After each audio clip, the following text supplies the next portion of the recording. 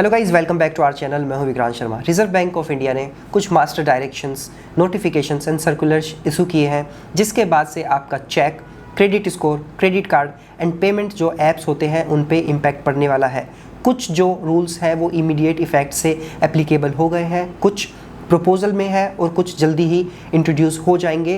तो क्या है ये रूल जिनके बाद से आपकी ये सारी फैसिलिटीज़ जो है इन पे इम्पैक्ट पड़ने वाला है, क्योंकि आप डेली लाइफ में इन चीज़ों को यूज़ करते हैं, तो क्या प्रभाव पड़ेगा वो सारी की सारी जानकारी आपको सिंगल वीडियो में देने वाला हूँ। चैनल पे नए हैं तो जरूर सब्सक्राइब कर दीजिएगा।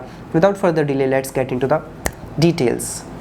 सबसे पहला जो चेंज है क्रेडिट इन्फॉर्मेशन रिपोर्टिंग से रिलेटेड है, जो फर्स्ट अमेंडमेंट किया जा रहा है मास्टर डायरेक्शन 2025 में। बेसिकली ये कहा गया था credit information companies and credit institutions को कि आपको जो क्रेडिट स्कोर है उसको फोर्टनाइटली अपडेट करना होगा, यानी कि हर 14 दिन पे आपको अपडेट करना होगा। बट आरबीआई को लगता है कि ये उससे पहले ही अपडेट हो जाना चाहिए, क्योंकि इन चीज़ों पे रिलायंस बहुत ज़्यादा है। जितने भी क्रेडिट इंस्टीट्यूशंस हैं वो आपका क्रेडिट स्कोर देखकर आपको लोन, क्रेडिट कार्ड या अदर फैसिलिटीज़ प्रोवाइड करते हैं, तो ज़्यादा से ज़्यादा accurate and latest information in companies के पास होना चाहिए। तो इस वजह से कहा गया है कि अभी तक आप हर 14 डेज़ पर इंफॉर्मेशन जो क्रेडिट इंस्टीट्यूशंस है, क्रेडिट इंफॉर्मेशन कंपनीज़ को ये सूचना भेजते थे कि किस व्यक्ति ने कितना रीपेमेंट किया, कितना बकाया है, क्या डिफ़ॉल्ट्स हैं, तो अब उसको फोर्टनाइटली के बजाय पहले ही भेजा जाए। और प्रपोज किया है कि ये चीज़ हर हफ्ते होनी चाहिए। तो फिलहाल इस पर 20 अक्टूबर 2025 तक पब्लिक के कमेंट्स मांगे गए हैं, एंड जैसे ही सेटिस्फाई हो जाता है रिजर्व बैंक ऑफ इंडिया, तो अब से आपका जो क्रेडिट स्कोर है, चाहे वो सिविल है, एक्सपीरियंस या फिर अदर है, वो आपका हर 7वें दिन अपडेट होगा। इसी के साथ ये भी प्रपोज किया गया है कि जल्दी से जल्दी जो डेटा है वो सबमिट किया जाए, और अगर आपके क्रेडिट स्कोर में कोई डिफेक्ट है तो उस एरर को जल्दी से जल्दी रेक्टिफाई किया जाए। ये भी मास्टर डायरेक्शन में अमेंडमेंट में प्रपोज किया गया है। जैसा कि हमने पास्ट में देखा है कि ऐसे अगर कमेंट्स पब्लिक से मांगे जाते हैं तो बहुत जल्दी ये रूल्स बनके इम्प्लीमेंट हो जाते हैं। तो बहुत जल्दी आपको देखने को मिलेगा कि अब आपका क्रेडिट स्कोर जो है हर 7वें दिन अपडेट हो जाया करेगा। नेक्स्ट रूल जो है रिजर्व बैंक ऑफ इंडिया की तरफ से जो अनाउंस किया गया है वो 4 अक्टूबर 2025 से एप्लीकेबल हो गया है। इसमें आपसे चेक से रिलेटेड आपका जो फैसिलिटी है उसके इम्प्रूवमेंट की तरफ ये कदम बढ़ाया गया है। आपको पता होगा कि जब आप चेक को सबमिट करके आते हैं ब्रांच में तो 1 से 2 दिन लग जाते थे चेक क्लियर होने में, क्योंकि वहाँ पे बंच बेस्ड क्लियरेंस हुआ करता था कि आपके चेक्स पूरे दिन इकट्ठे किए जाते थे, फिर क्लियरेंस डिपार्टमेंट में उनको भेज दिया जाता था, फिर उनको सॉर्ट करते थे, उसके बाद आपका चेक क्लियर होता था 1-2 दिन बाद। तो ये टाइम टेकिंग प्रोसेस था।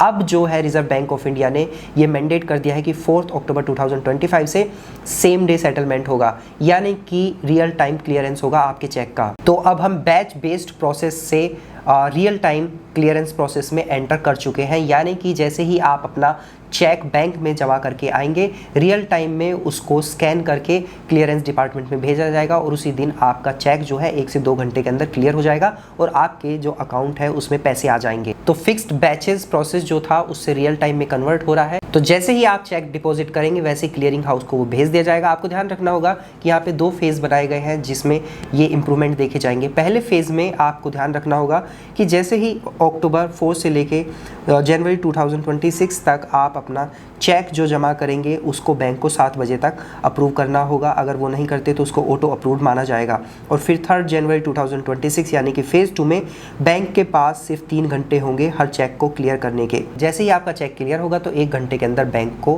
आपके अकाउंट में पैसे भेजने होंगे।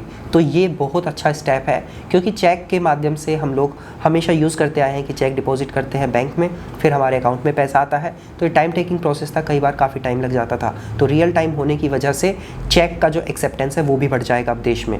नेक्स्ट जो चेंज आया है वो पेमेंट एग्रीगेटर से रिलेटेड आया। जैसे कि आपके फ़ोन पे, पेटीएम या अदर जैसे ऐप होते हैं तो इनको पेमेंट एग्रीगेटर कहते हैं, क्योंकि पेमेंट को ये फैसिलिटेट करते हैं। तो 15 सितंबर 2025 से ये जो मास्टर डायरेक्शंस थे वो इमीडिएट इफेक्ट से जो इम्प्लीमेंट हो चुके हैं। पहले इन पे कमेंट्स लिए गए थे पर अब ये इम्प्लीमेंट हो चुके हैं, जिसकी वजह से अब सबसे बड़ा इम्पैक्ट पड़ेगा जब आप अपने क्रेडिट कार्ड के थ्रू अपने इन सभी ऐप से जो अभी तक रेंट पेमेंट कर रहे थे उनको सबको डिसेबल कर दिया है। इन सभी ऐप्स ने रेंट पेमेंट की फैसिलिटी या फिर एजुकेशन फ़ी पेमेंट की फैसिलिटी, अगर जो रिसीवर है वो इन ऐप पर रजिस्टर्ड नहीं है तो ये फैसिलिटी जो है वो डिसेबल कर दी गई है, क्योंकि जो मर्चेंट है उसका इस तरीके से यहाँ पे पेमेंट एग्रीगेटर ऐप्स पर रजिस्टर होना थोड़ा मुश्किल है, क्योंकि उनको केवाईसी करना होगा। तो अभी तक जो आप अपना क्रेडिट कार्ड से रेंट पेमेंट करके क्रेडिट रिवॉल्व कर रहे थे या फिर जेन्युइनली भी आप पे कर रहे थे अपने लैंडलॉर्ड को, तो अब आप रेंट पेमेंट अपने क्रेडिट कार्ड से नहीं कर पाएंगे।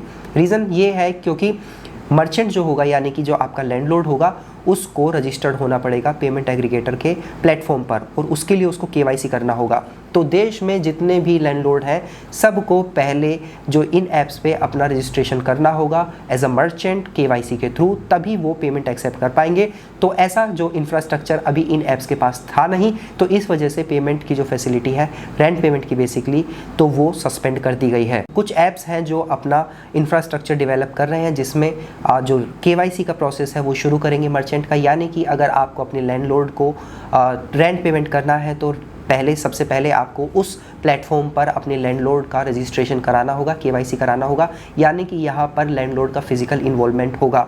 वो अपना आधार कार्ड और पैन कार्ड जैसी फैसिलिटीज़ जैसी जो डिटेल्स है वो प्रोवाइड करेगा, तभी वो रेंट पेमेंट रिसीव कर पाएगा। और ये झंझट भरा है तो बहुत सारे लैंडलॉर्ड इस चीज़ को अवॉइड करेंगे, और जो क्रेडिट रिवॉल्व करने की सोच रहे हैं ऑब्वियसली वो अपने फैमिली मेम्बर्स के नाम से ये काम करेंगे, तो उन लोगों के लिए मुश्किल नहीं होगा, बट ये अब इतना आसान नहीं रहेगा। तो फिलहाल तो अगर आप किसी ऐप पर रेंट पेमेंट करने जाएंगे अपने क्रेडिट कार्ड से तो पेमेंट नहीं कर पाएंगे, क्योंकि जो मर्चेंट्स हैं यानी कि लैंडलॉर्ड हैं वो रजिस्टर्ड नहीं है इन प्लेटफॉर्म्स पर।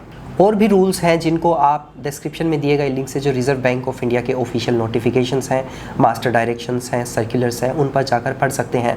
तो ये चेंजेस एप्लीकेबल हो गए हैं और कुछ हो जाएंगे। तो इस तरीके से अब फाइनेंशियल प्रोडक्ट्स को यूज़ करने का तरीका आपका चेंज होने वाला है। तो ये इन्फॉर्मेशन मैं आपके लिए लेके आया हूँ ताकि आप समझ सकें कि आपको अपने पैसे को कैसे मैनेज करना है, क्योंकि ऐसी फाइनेंशियल इन्फॉर्मेशन आपको हमारे चैनल पर मिलती रहती है जिससे आप हमेशा सुरक्षित रहें। तो आई होप ये वीडियो आपको पसंद आया होगा।